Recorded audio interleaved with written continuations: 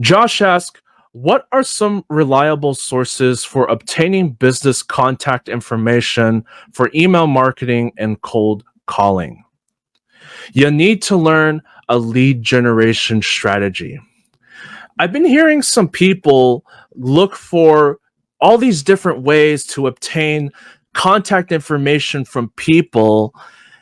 And what I can tell you from experience is if you want to be able to obtain somebody's email address, for example, so you can be emailing them on a daily basis, you need to learn a lead generation strategy. If you're going around on websites looking for free contacts that you can add to your list, don't go down that road. That's just going to create more complications for you, more confusion, and more frustration than you need to create for yourself. If I were you, I would focus on learning a lead generation strategy.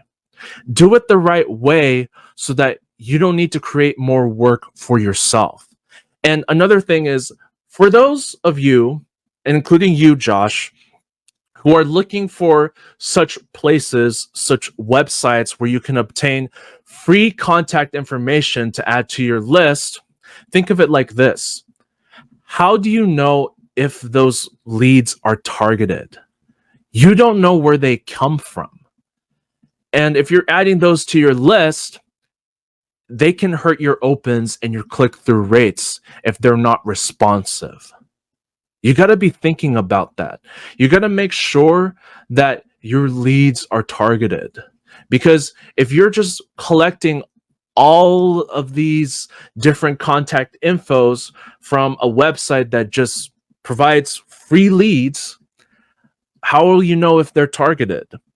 And if they're not targeted, if you're emailing them on a daily basis and they're not opening your emails, that's going to be a problem.